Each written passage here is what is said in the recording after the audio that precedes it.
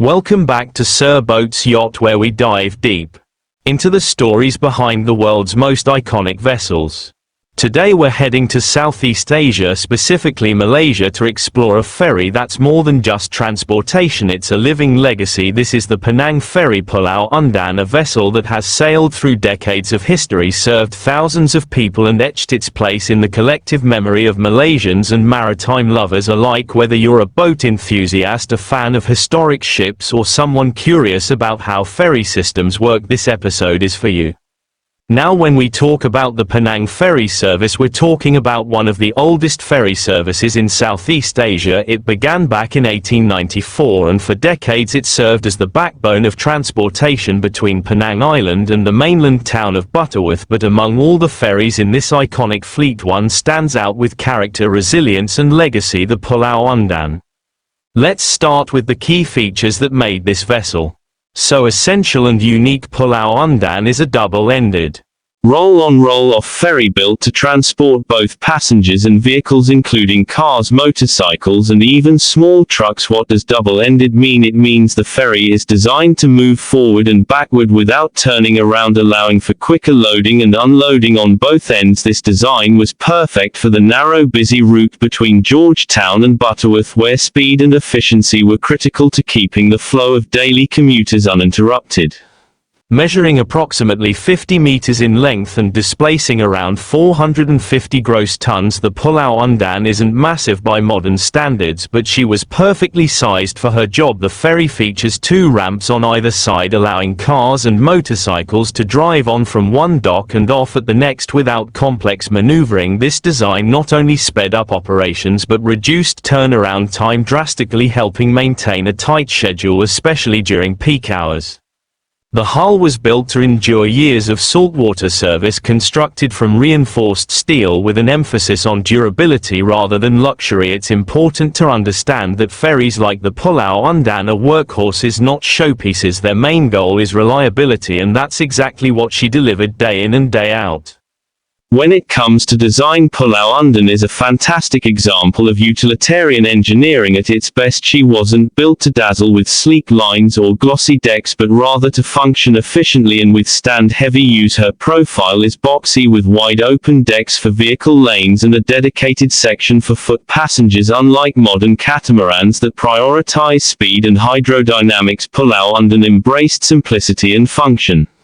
The superstructure rises modestly above the deck and houses the control room, commonly referred to as the wheelhouse. From here the captain could control the ferry's movement, whether heading toward the island or back to the mainland. The control systems were basic but effective, relying on dual diesel engines that powered screw propellers on either end. These mechanical systems allowed for a top speed of around 10 knots, not exactly fast but sufficient for the short 3-kilometer journey across the Penang Strait. Now let's talk about the interior features. And yes, while it's true that this ferry was all about utility, that doesn't mean it lacked thoughtful design for its passengers. On either side of the vehicle lane you'd find walkways and bench seating for foot passengers. The space was semi-open, allowing sea breeze and views of the coastline while still offering shelter from rain and sun. It wasn't luxurious, but it was atmospheric. There's a certain romance in hearing the engine rumble beneath you while watching the city skyline recede in the distance. Inside the wheelhouse there was a compact but functional set of instruments, steering controls, throttle gauges and communication devices for liaising with port authorities or other ships in the busy strait. The crew area was equally Spartan yet effective, designed to accommodate a small team tasked with maintaining safe and punctual crossings. Despite its rugged look, the Pulau Undan had charm. In fact, many locals fondly recall the scent of the ocean, the metallic hum of the engines and the feeling of community that came from riding the ferry together. It was more than transport, it was a shared ritual. Performance-wise, Pulau Undan delivered consistent, reliable service under conditions that varied from blazing sunshine to tropical downpours to seasonal storms. The ferry's flat bottom and shallow draft allowed it to operate smoothly even during low tides, which could otherwise restrict movement through the strait. Her wide beam ensured stability and minimized rolling motion, making the crossing comfortable for both passengers and vehicles.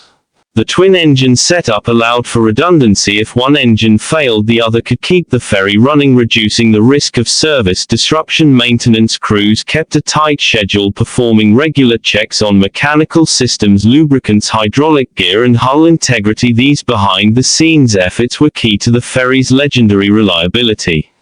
Fuel economy wasn't exactly in the spotlight during the time Pulau Undan was commissioned, but it's worth noting that her diesel engines were known for their efficiency. Considering the weight and volume she carried daily, the balance between power and economy was just right for a vessel of her class and mission. Let's move into what made Pulau Undan stand out in a sea of working vessels. What were her unique selling points? Why do people remember her decades later? For one, she wasn't just a ferry, she was a lifeline for many who commuted daily between Georgetown and Butterworth. She was part of a routine that connected lives, jobs, schools, families, and communities. The emotional attachment to the ferry wasn't manufactured, it was earned over years of loyal service. Another unique trait was her adaptability. While designed for a very specific purpose, Pulau Undan's design allowed for upgrades and modifications over time, from updated safety gear to more efficient engine tuning. She wasn't a relic, she evolved to stay relevant as long as she could.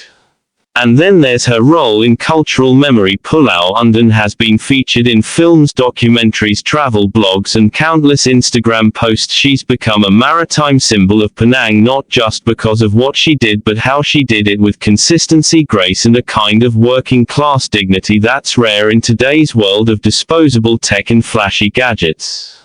Even after her retirement, she continued to inspire proposals for conversion into museums, cafes, or event spaces, a floating cultural hub perhaps that shows just how beloved she is. This level of public affection is rare for a vessel of her type and speaks volumes about her place in regional identity.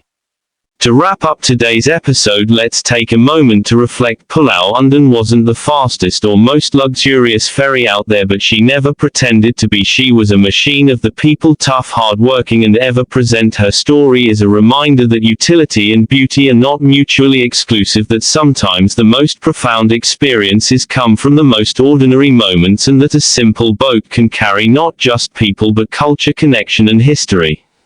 If you enjoyed this deep dive into the life of the Penang Ferry Pulau Undan, don't forget to hit that like button, subscribe to Sir Boats Yacht, and leave a comment below. Have you ridden the Pulau Undan? Do you have memories to share? Would you like us to explore more historical vessels in this region? Let us know your thoughts and we'll keep the stories coming. Thanks for watching, and we'll catch you on the next voyage.